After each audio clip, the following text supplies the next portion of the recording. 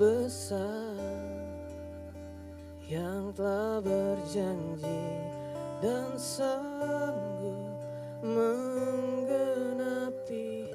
Imanku bersepakat percaya kuasanya. Ku terima sekarang kemenangan darimu.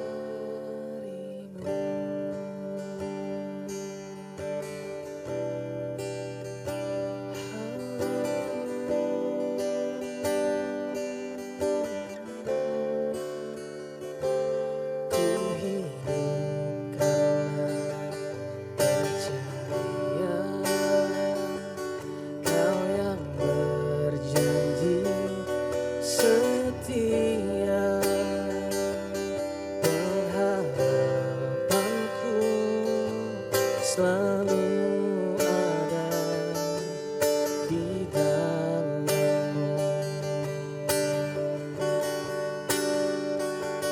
Ku tidak akan menyerah meski dalam kesesakan.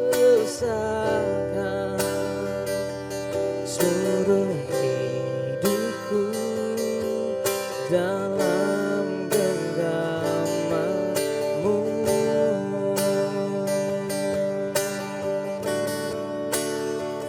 Aku punya Tuhan yang besar, yang telah berjanji dan sanggup menggenapi. Imanku bersepakat percaya kuasanya. Ku terima sekarang kemenangan darimu. Oh, aku punya Tuhan yang besar, yang telah berjanji dan sanggup menggenapi. Imanku bersepakat percaya kuasanya. Ku terima sekarang kemenangan. Aku punya Tuhan yang besar, yang telah berjanji dan sanggup menggenapi. Imanku bersepakat percaya kuasanya. Ku terima sekarang kemenangan darimu. Oh, ku terima sekarang kemenangan darimu. Ku terima sekarang kemenangan darimu.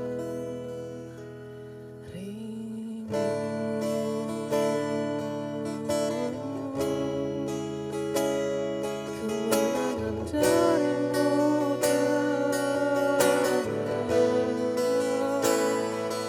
haleluya. Kami menang karena kasih-Mu.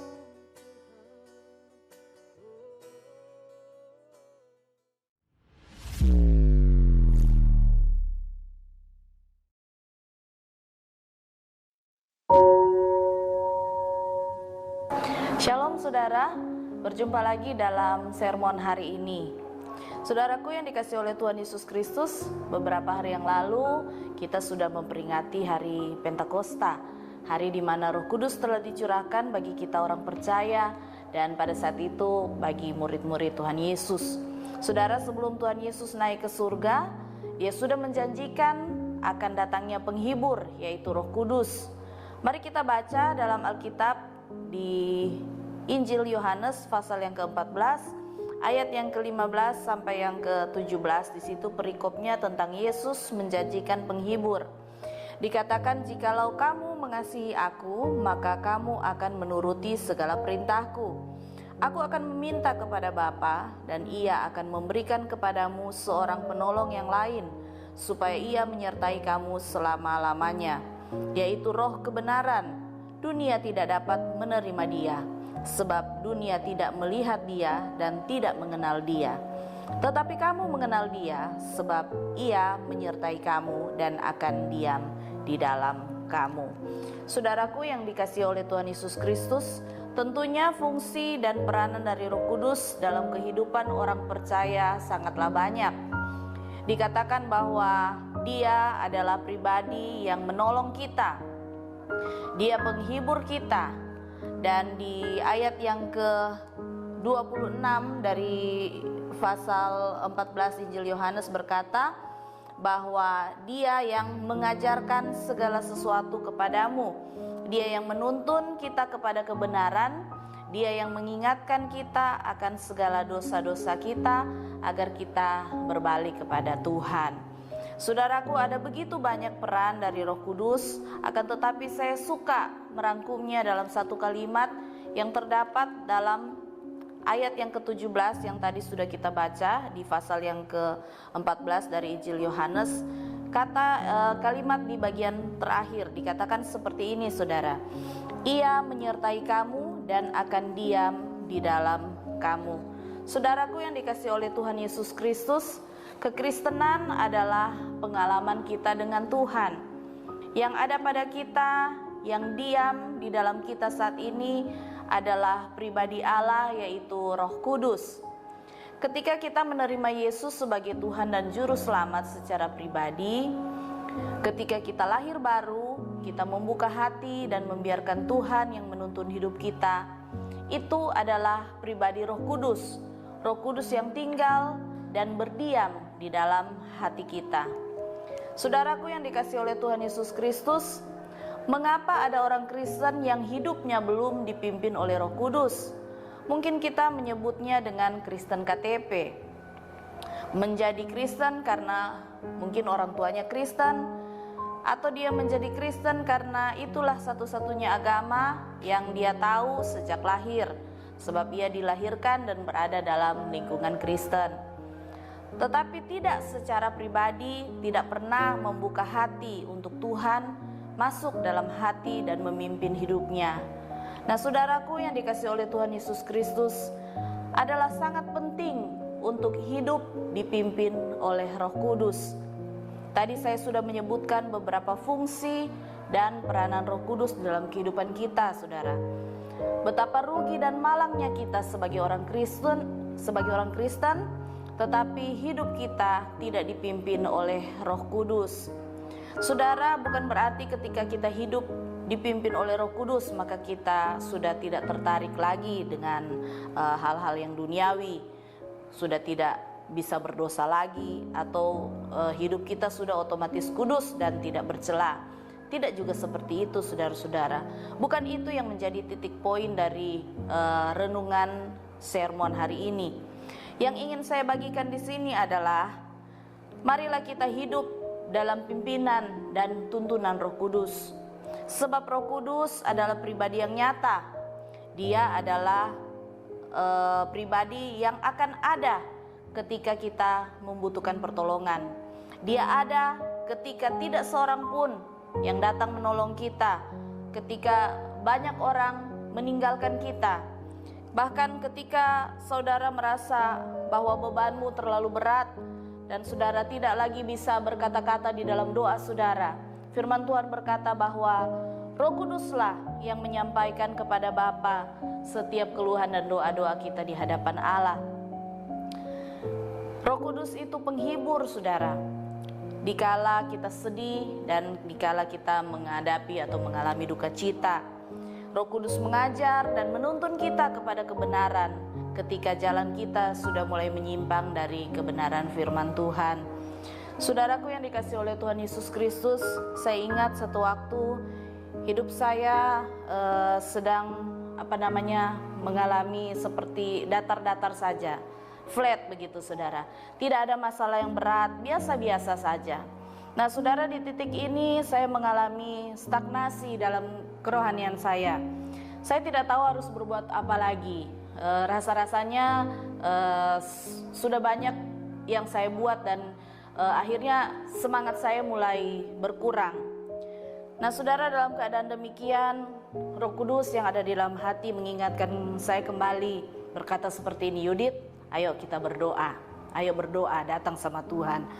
Kemudian saudara, saya memutuskan untuk masuk di dalam kamar, saya bernyanyi, saya memuji dan menyembah Tuhan.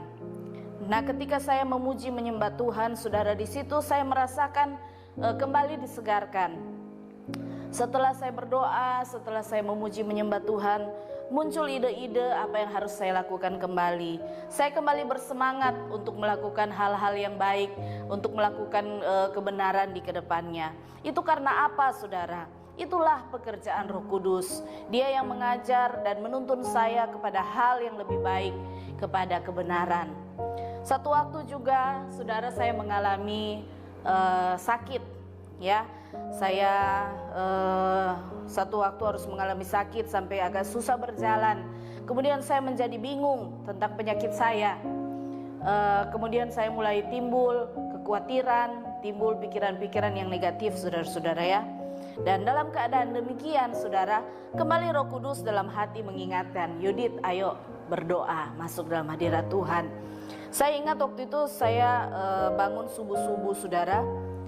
Saya mengambil keputusan untuk menyanyi, memuji dan menyembah Tuhan. Setelah saya berdoa, saya kembali disegarkan, pikiran saya kembali disegarkan, timbul kembali semangat yang baru, iman saya kembali timbul. Dan saudara, setelah saya mengambil waktu untuk berdoa, memuji dan menyembah Tuhan, dari situ keadaan saya, penyakit saya semakin dipulihkan, dan sampai saat ini saya benar-benar sembuh. Saya percaya itu semua karena tuntunan dari Roh Kudus untuk saya mengambil waktu untuk disegarkan kembali masuk dalam hadirat Tuhan.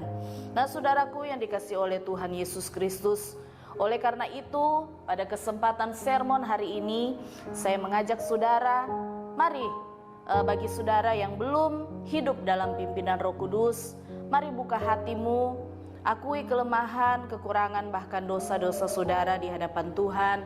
Undang Dia masuk untuk memenuhi hati saudara dan memimpin hidupmu seluruhnya, sepenuhnya. Ingatlah, saudaraku yang dikasihi oleh Tuhan Yesus Kristus, bahwa Roh Kudus itu pribadi yang nyata. Dia ada, dan firman Tuhan berkata, Dia menyertai kamu dan diam di dalam kamu. Amin buat firman Tuhan. Mari kita berdoa. Tuhan Yesus, terima kasih buat firman-Mu yang datang kepada kami hari ini. Kami menyadari Tuhan bahwa tanpa Engkau, tanpa Roh Kudus-Mu ada dalam hati kami tidak bisa berbuat apa-apa. Oleh sebab itu Tuhan, kami mengakui di hadapan-Mu segala kelemahan, kekurangan, bahkan segala dosa-dosa kami. Tuhan, ampuni kami Tuhan. Kami mengundang Engkau secara pribadi, tinggal dalam hati dan pikiran kami, menuntun hidup kami, bahkan mengendalikan setiap kehidupan kami Tuhan. Roh Kudus, biar Engkau senantiasa memimpin jalan hidup kami, supaya hidup kami berkenan di hadapan-Mu. Kami tidak menyimpang Tuhan dari setiap jalan-jalan dan ketetapan-Mu. Terima kasih Allah Roh Kudus, hamba-Mu terbatas adanya, namun Roh Kudus Engkau tidak bisa dibatasi oleh apapun juga. Engkau jamah hati dan pikiran kami semua Tuhan. Di dalam nama Yesus kami berdoa bersyukur. Haleluya. Amin. Tuhan Yesus memberkati.